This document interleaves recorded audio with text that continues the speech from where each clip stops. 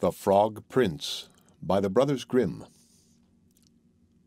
One fine evening a young princess put on her bonnet and clogs and went out to take a walk by herself in a wood.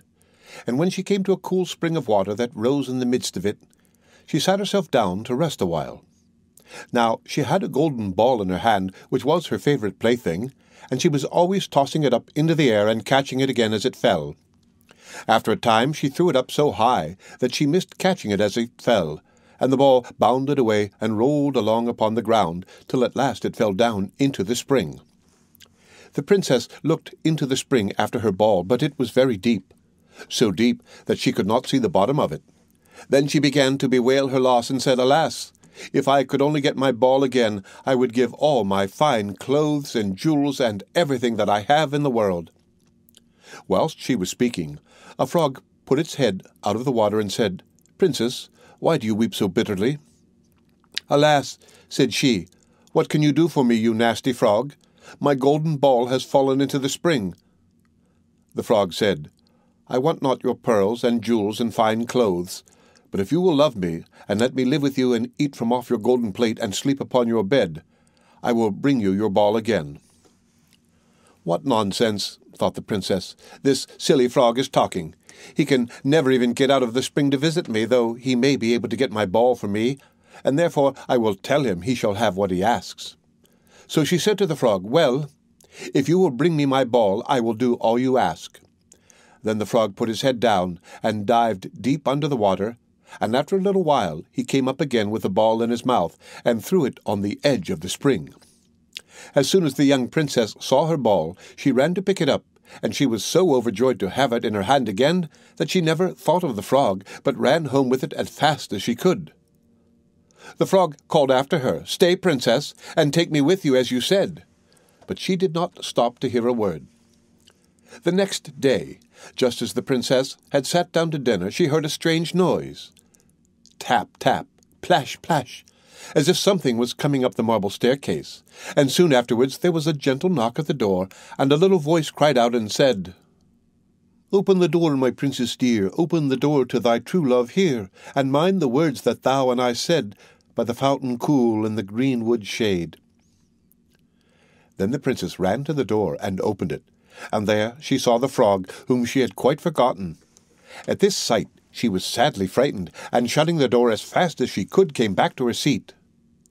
The king, her father, seeing that something had frightened her, asked her what was the matter.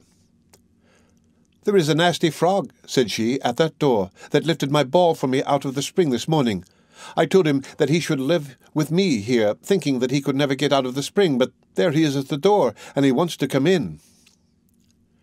While she was speaking, the frog knocked again at the door and said, "Open the door, my princess dear, open the door to thy true love here, and mind the words that thou and I said, by the fountain cool in the greenwood shade." Then the king said to the young princess, "As you have given your word, you must keep it, so go and let him in."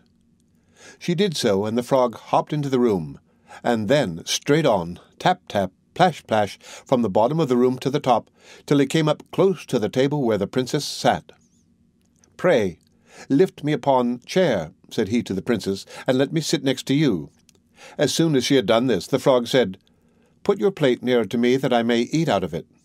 This she did, and when he had eaten as much as he could, he said, "Now, I am tired. Carry me upstairs, and put me into your bed." And the princess, though very unwilling, took him up in her hand, and put him upon the pillow of her own bed, where he slept all night long. As soon as it was light, he jumped up, hopped downstairs, and went out of the house. "Now then," thought the princess, "at last he is gone, and I shall be troubled with him no more."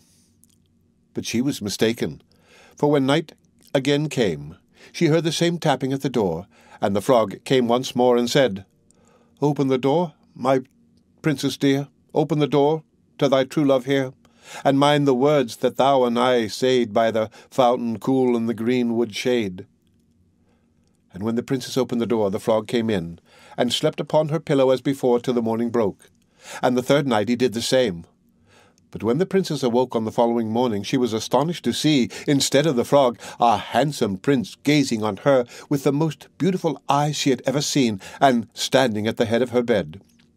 He told her that he had been enchanted by a spiteful fairy who had changed him into a frog, and that he had been fated so to abide till some princess should take him out of the spring, and let him eat from her plate, and sleep upon her bed for 3 nights. "You," said the prince, "have broken his cruel charm, and now I have nothing to wish for but that you should go with me into my father's kingdom, where I will marry you and love you as long as you live." The young princess, you may be sure, was not long in saying yes to all this, and as they spoke, a gay coach drove up, with 8 beautiful horses decked with plumes of feathers and a golden harness, and behind the coach rode the prince's servant, faithful Heinrich, who had bewailed the misfortunes of his dear master doing his enchantment so long and so bitterly that his heart had well nigh burst.